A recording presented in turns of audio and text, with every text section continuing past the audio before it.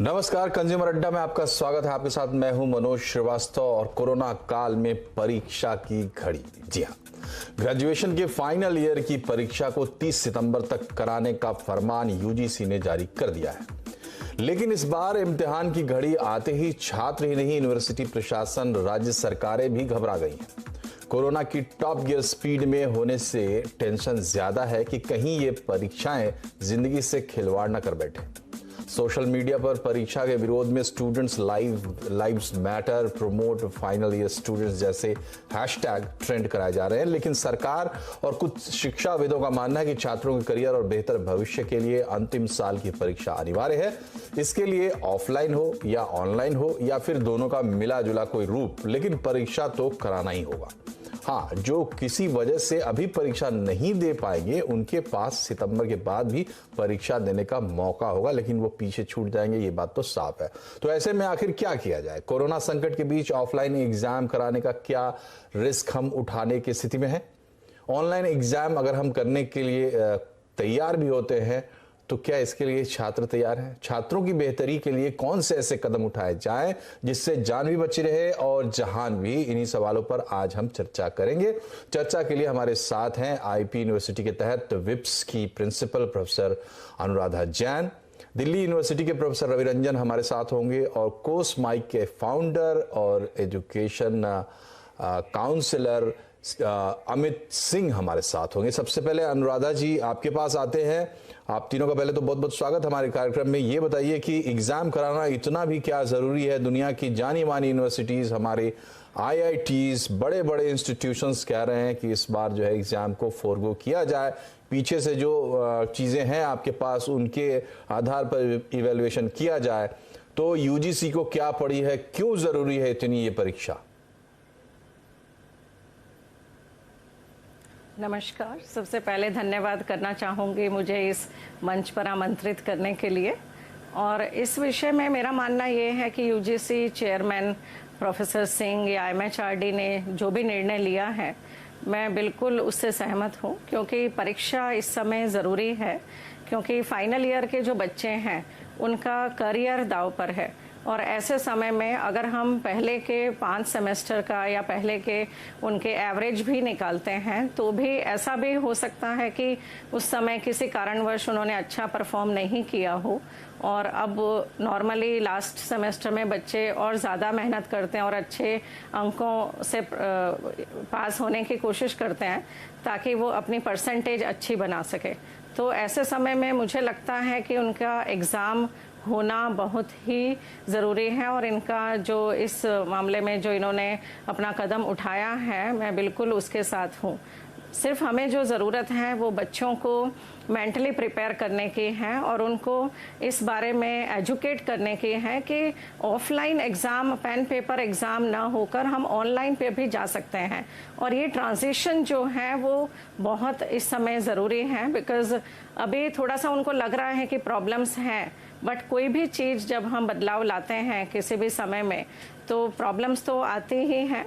और ऐसे समय में उनको एजुकेट करना, उनको इसके बेनिफिट्स के बारे में समझाना और उन लोगों को, बच्चों को एग्ज़ाम के लिए प्रिपेयर करना, मुझे लगता है हमारी और जिम्मेवारी है। और कॉलेजेस की, यूनिवर्सिटीज़ की, और as a teacher, as a principal हमें उन्हें समझाना चाहिए। और हम लोग ब्लेंडेड उसमें प्लेटफॉर्म पर जा सकते हैं। और ज़्यादातर कॉलेजेस आज के समय में एलएमएस यूज़ करते हैं, लर्निंग मैनेजमेंट सिस्टम, जो कि क्लाउड बेस्ड है। और वहाँ पर एग्ज़ाम करवाना कोई मुश्किल काम नहीं है उन लोगों के लिए। सिर्फ ठीक है, तो आप ये कहना चाहती है कि एग्ज़ाम्स तो होने ही चाहिए और एग्ज़ाम्स कराने का जो फैसला किया गया है वो उचित फैसला है, क्योंकि परीक्षा जो छात्र देंगे तो उसमें उनका इवैल्यूएशन सही तरीके से हो पाएगा। पिछला जो उनका रिकॉर्ड है उसके हिसाब से नंबर देना सही नहीं है। अमित सिंह हमारे साथ है। अमित सिंह, आप ये बताइए कि पूरी दुनिया में ये पैंडेमिक है और दुनिया भर के कई नामी गिरामी इंस्टीट्यूशंस है, एमआईटी तक ने भी कहा है कि इस साल वो परीक्षाएं नहीं लेंगे। लेकिन मैडम कह रही हैं कि इसका असर जो है वो अच्छा नहीं पड़ेगा कि बिना परीक्षा के आप पास हों। तो इस स्थिति में आप बताइए कि क्या इस साल अगर परीक्षाएं नहीं होंगी तो छात्रों के करियर पर लाइफ लॉन्ग असर पड़ेगा? आप इसको किस तरीके से देख रहे हैं? सबसे पहले मैं तो आपको धन्यवाद करता हूँ अपने कार्यक्रम में शामिल करने के लिए। मैं थोड़ा इसका बैकग्राउंड आपको बताना चाहूँगा कि क्यों ये ज़रूरी पड़ा, ऑनलाइन एग्जामिनेशन का क्यों ज़रूरत पड़ा है। अभी आप देखोगे मार्च 2020 से कोविड के आने के बाद, ये सिर्फ इंडिया में ही नहीं, ग्लोबली ऐसा आया है, ट्रेंड आया है। करीब 107 देशों के करीब 860 मिलियन स्टूडेंट्स प्रभावित हुए हैं इस कोविड के चलते, और वो शिफ्ट हुए हैं, मतलब ये अपने ऑनलाइन कुछ ना ऑनलाइन टूल यूज करके, या तो एजुकेशन या लाइव क्लासेज या कुछ असेसमेंट हो, तो कोई ना प्लेटफॉर्म के थ्रू वो जा रहे हैं और अपना कंटिन्यू कर रहे हैं एजुकेशन, राइट। तो ये एक समय की मांग भी है और ये जरूरी भी है। आप देखोगे गवर्नमेंट का ये प्लान है, क्योंकि डिजिटल टेक्नोलॉजी अभी तक भारत सरकार में बैकअप प्लान की तरह यूज हो रहा था, और हम चाह रहे हैं कि इंडियन एजुकेशन में टेक्नोलॉजी आए, राइट। और हमारे इंडियन एजुकेशन सिस्टम को अगर डिफाइन किया जाए तो एक एजुकेशन सिस्टम अलग है और स्किल बेस्ड एजुकेशन अलग है। अगर हम जॉब के लिए भी, अगर ग्रेजुएट्स जॉब के लिए भी अप्लाई करते हैं आफ्टर कंप्लीटिंग डिग्री, तो कहीं ना कहीं टेक्नोलॉजी की जरूरत पड़ती ही है, क्योंकि अब फ्यूचरिस्टिक चैलेंजेस बहुत सारे आने वाले हैं आगे कोविड के बाद। तो उस हिसाब से भी अगर छात्रों को मेंटली तैयार होना जरूरी है।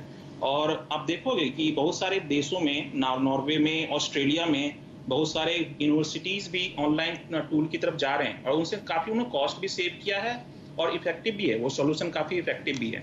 तो इंडिया में भी आप देखोगे कोई ना कोई प्राइवेट इंस्टीट्यूशन हो या कोई यूनिवर्सिटीज हो, कहीं ना कहीं कोई ना प्लेटफॉर्म, ऑनलाइन प्लेटफॉर्म यूज हो रहा है। अगर मैं अपनी कंपनी की बात करूँ, कोर्समाई, हम एक लर्निंग प्लेटफॉर्म है। हम LMS देते हैं, बहुत सारे गवर्नमेंट को भी देते हैं, बहुत सारे प्राइवेट इंस्टीट्यूशन को भी देते हैं, जिसके थ्रू अपने आप को अपस्किल करके बहुत सारे लर्निंग स्किल वो सीख रहे हैं। तो टेक्नोलॉजी हमें एक सपोर्ट देता है कि आप अपने आप को अडॉप्ट करो, टेक्नोलॉजी को अडॉप्ट करो। ठीक है, आपका पॉइंट क्लियर है, आपने अपनी बात रख दी। और जो दोनों हमारे मेहमान अब तक जिन्होंने बात किया है, अनुराधा जैन का मानना है कि छात्रों के करियर के लिए ज़रूरी है कि ठीक से उनका एग्ज़ाम लिया जाए और ऑनलाइन लिया जा सकता है। अमित सिंह का जोर ये है कि आज नहीं तो कल आपको टेक्नोलॉजी को अडॉप्ट करना ही है, तो आपको इस रास्ते पे बढ़ना चाहिए, इसमें घबराना नहीं चाहिए। दिल्ली यूनिवर्सिटी के प्रोफेसर रवि रंजन हमारे साथ हैं। प्रोफेसर रवि, आप ये बताइए कि जो तर्क दिए जा रहे हैं, जाहिर सी बात है कि उसमें इस बात को थोड़ा सा नज़रअंदाज किया जा रहा है कि कोरोना का समय है, पैंडेमिक है, लेकिन आप क्या मानते हैं, एग्जाम क्यों नहीं होने चाहिए? अगर आज हम टेक्नोलॉजी के दम पर एग्जाम लेने की स्थिति में हैं और इस तरीके के प्रोविजंस बना ले रहे हैं कि उसमें हम सबको शामिल करें, जो छूट जाए उनको बाद में मौके दें, तो फिर ये एग्जाम होने में क्या दिक्कत है? देखिए, एक तो सबसे पहले हमें समझना पड़ेगा कि जिस एग्जाम के प्रोसेस में सबसे बड़ा स्टेक होल्डर स्टूडेंट होता है, क्योंकि उसको एग्जाम देना है। व्यवस्था को तो एग्जाम कराना है, टीचर्स को कॉपी जांचना है। तो सबसे पहले हमें यह तय करना पड़ेगा कि क्या उसकी मानसिक स्थिति इस कोरोना काल में इतना मजबूत है कि वो एग्जाम देने के लायक है, नंबर 1। ये तो बच्चों के ध्यान स्थिति के अनुसार देखना पड़ेगा। और अभी जो दिल्ली यूनिवर्सिटी में मॉक एग्जाम हुआ, ऑनलाइन एग्जाम के लिए जो मॉक एग्जाम हुआ, वह मॉक एग्जाम न होकर बहुत सारे अखबारों में आया कि एक मॉकरी हो गया, क्योंकि बच्चे इतने परेशान हो गए और उनको कोई ऑनलाइन सॉल्यूशन, जो समय सपोर्ट सिस्टम था, वो फेल कर गया, उनको बिल्कुल डायरेक्शन नहीं मिल पा रहा था। और किसी सब्जेक्ट के बच्चे को किसी सब्जेक्ट का क्वेश्चन पेपर भी शायद मिलने की बात आई, कई न्यूज़पेपर में ऐसा रिपोर्ट भी आया। तो एक तो इससे जो बच्चों के बीच में मानसिक तनाव है वो काफी बढ़ा है। एक तो अनसर्टेनिटी डिजीज का है, ये कोरोना का। ठीक है, पहला पॉइंट क्लियर है, आगे बढ़े सर। हम बीमार पड़ सकते। दूसरा मैं जो बताना चाहता हूं कि आप जो कह रहे हैं ऑनलाइन एग्जाम, हमें ऑनलाइन की तरफ हम बढ़ रहे हैं, बढ़िए, आप इसमें कोई दिक्कत नहीं है। इसमें हो क्या रहा है कि अगर व्यवस्था यह चाहेगी कि ऑनलाइन सिस्टम जो है एक सप्लीमेंट है, सब्स्टिट्यूट नहीं है, जो एक नॉर्मल एग्जामिनेशन प्रोसेस है या नॉर्मल क्लासरूम प्रोसेस है, उसका सब्स्टिट्यूट नहीं है, वो एक सप्लीमेंट है, ये ध्यान देना पड़ेगा। और तीसरी जो एग्जाम के मध्य में ये बात कहना चाहूंगा एग्जाम के दृष्टिकोण से, कि दो चीजें ऑनलाइन या ऑफलाइन या दोनों को मिक्स ब्लेंडेड फॉर्म में भी आप एग्जाम देना चाहेंगे, तो दो चीजें आपके लिए बहुत आवश्यक है, और वह है ट्रेनिंग एंड टूल्स। दोनों का ऑनरशिप बच्चों के पास होना। देखिए, ऑनलाइन एग्जाम होता है, बहुत सारे कॉम्पिटिटिव एग्जाम है, जैसे IIMs के एग्जाम ऑनलाइन होते हैं, तो उसके लिए एक सेंटर बनाए जाते हैं जहां पे एक तरह का कंप्यूटर, एक तरह का इंटरनेट सिस्टम, एक तरह के माहौल में एक एग्जाम इन्वायरमेंट आप बनाते हैं जिसमें एक्सेसिबिलिटी बराबर होता है सबका, बच्चों के बीच में सेंस ऑफ इक्विटी होता है और उस तरह के इन्वायरमेंट में बच्चे एग्जाम देते हैं। यहाँ पे आप देख रहे हैं कि ना तो बच्चों के पास टेक्निकल ओनरशिप है, आप ये देख रहे हैं कि हिंदुस्तान में अभी भी 40% के आसपास के लोग ही स्मार्टफोन यूज कर रहे हैं। तो वो रेशियो अगर आप स्टूडेंट में डालेंगे तो वो कितने बच्चे स्मार्टफोन यूज कर रहे हैं और उस टेक्नोलॉजी को, प्लेटफॉर्म को कितना जल्दी यूज कर पाएंगे। दूसरा कि जहां वो बहुत सारे हमारे दिल्ली यूनिवर्सिटी के स्टूडेंट हैं जो आसाम से हैं, झारखंड से हैं, दूर के इलाकों में हैं और वो अभी घर चले गए हैं लॉकडाउन के अंदर, वहां वो बार बार बता रहे हैं कि इंटरनेट के एक्सेस का बहुत बड़ा इशू है उनके लिए। तो इस तरह से जो टेक्नोलॉजी और ट्रेनिंग दोनों के ऑनरशिप, और तब तक आप इक्वलाइज नहीं करेंगे, तब तक आप इस तरह से किसी भी एग्जाम देंगे तो वो आपको बच्चों को मेंटल टेंशन जो है उसको डबल करेगा। ठीक है। रहा बात की अंतिम साल है, हर बच्चा सोचता है कि उसका परफॉर्मेंस जो है वो सुधर जाए, तो आप इसके लिए जो भी एक एवरेज लेके या बिना एग्जाम के कोई मार्किंग सिस्टम बनाते हैं, फिर भी अगर उसमें बच्चे असंतुष्ट होते हैं तो आप उनका एग्जाम लीजिए। जैसे अभी आपने कहा कि अगर कुछ बच्चे छूट जाएंगे तो वो बाद में एग्जाम दे सकते हैं, तो अगर चूंकि इससे क्या होगा ना कि आप बहुत सारे लोगों को संक्रमण के डर से रोक पाएंगे, क्योंकि हमें ये पता नहीं, चूंकि अभी इस वायरस के संक्रमण को लेके और इस वायरस का कोई अभी इलाज हमारे पास मुकम्मल नहीं है, हॉस्पिटल की तंगी है। वैसे सिचुएशन में अगर हम एग्जाम देते हैं तो वो एक बड़ा खतरा रहेगा। ठीक है, बच्चे आपके पॉइंट्स क्लियर है। अब बात को आगे बढ़ाते हैं। हमारे पास दो लोग हैं जो इस चीज को सपोर्ट कर रहे हैं। तो पहले चूंकि बात अनुराधा जी से शुरू हुई थी तो अनुराधा जी के पास ही चलते हैं। अनुराधा जी, पहली बात, आप भी ये मानेंगी कि कोरोना का रिस्क लेकर तो एग्जाम नहीं कराए जाएंगे, तो उसके लिए SOPs बनेंगे और वो प्रोसीजर फॉलो करके ही एग्जाम्स लिए जाएंगे। लेकिन सवाल ये है कि सितंबर तक का वक्त है, अभी हम लोग जुलाई में बैठे हैं, तो इन 2 महीनों में वायरस की स्थिति क्या होगी देश में? अभी तो हाल ये है कि किसी राज्य सरकार को या केंद्र सरकार को किसी को अंदाजा नहीं है कि कहां, कब, कैसे ये वायरस पनपेगा और क्या मुसीबत पैदा करेगा। आप ऑनलाइन एग्जाम भी लेंगे तब भी व्यवस्था करने में लोग लगेंगे। तो पहली बात तो ये है कि वायरस पे ध्यान देते हुए अपनी आप बात कहिएगा। दूसरी बात यह है कि ऑनलाइन में अगर आप जाते भी हैं तो ये तैयारी का स्टेज होगा, सबके पास ऑनलाइन की व्यवस्था है नहीं। ऐसे में आपको लगता है स्मूथली एग्जाम्स हो जाएंगे? सर, ऑनलाइन की व्यवस्था करने के लिए जैसे कि आपने कहा कि अभी हम जुलाई में बैठे हैं और सितंबर में एग्ज़ाम है, और उससे पहले भी हमारे पास समय था। देखो, कोरोना का जो महामारी है वो मार्च में शुरू हो गई थी, तो मार्च से ही हम तैयारी उसमें कर सकते थे। अब आप देखिए, जैसे ऑनलाइन क्लासेस का हमने कब सोचा था कि हम ऑनलाइन क्लासेस कभी ले पाएंगे, पर हमने वो सब किया ना, क्योंकि अगर आप कोई भी चेंज अगर लाते हैं तो चेंज में देखो आपको एक कंफर्ट जोन से बाहर तो निकलना पड़ेगा और उसमें ट्रेनिंग की भी ज़रूरत पड़ेगी। जैसे कि अभी रंजन जी ने बताया कि उसमें टीचर्स के लिए भी ट्रेनिंग की ज़रूरत है, स्टूडेंट्स के लिए भी ट्रेनिंग की ज़रूरत है, इवन इंस्टीट्यूशन को भी इंफ्रास्ट्रक्चर की तैयारी करनी पड़ेगी, यूनिवर्सिटीज़ को। ये सब हमारे सामने बहुत सारी चैलेंजेस हैं, बट ऐसा नहीं है कि हम नहीं कर सकते। जैसे कि मैं आपको उदाहरण देना चाहती हूँ, जैसे हमारे ही कॉलेज में हम लोग PGDM रन कर रहे हैं और वहाँ पर हमने ऑनलाइन एग्ज़ाम लिए बच्चों के, और कोई भी ऐसी प्रॉब्लम्स नहीं आई। जैसे SOPs हमने बनाए, और बच्चों में इतना तो कॉन्फिडेंस एक होना चाहिए कि जो भी एग्ज़ाम कंडक्ट करवा रहे हैं उनके पास बैकअप प्लान है, हर चीज़ का एक बैकअप प्लान है जहाँ पे उनको एक सपोर्ट हम देंगे। अगर जैसे सपोज अगर इतने LMS सिस्टम्स हैं जो क्लाउड बेस्ड हैं, अगर नेटवर्क की प्रॉब्लम भी है तो उसमें हम इस तरह से कॉन्फ़िगर कर सकते हैं कि अगर सपोज उस दौरान बीच में 1 घंटे के लिए इंटरनेट की प्रॉब्लम आती है या इलेक्ट्रिसिटी फेलियर होता है, तो उस समय को कैलकुलेट करके उसको आगे भी एक्सटेंड किया जा सकता है। बहुत सारे उसके सॉल्यूशंस हैं जिसके बारे में हम सोच सकते हैं, क्योंकि अब टेक्नोलॉजी का ज़माना है और ऑनलाइन एग्जामिनेशन कोई नया सिस्टम नहीं है। अगर आप GRE देखें, GMAT देखें, बहुत सालों से ऑनलाइन, बहुत सारे काफी सारे एग्जाम्स ऑनलाइन होते हैं। बिल्कुल आपकी बात सही है, और आपकी ये भी बात सही है कि धीरे धीरे आपको उस फेज में जाना ही है।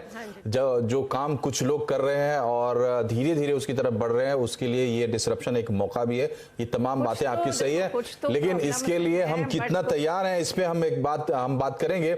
एक छोटे से ब्रेक के लिए यहाँ पर रुकना होगा। ब्रेक से जब वापस आते हैं तो इसकी पॉसिबिलिटीज पर भी चर्चा करेंगे, एक छोटे से ब्रेक के बाद।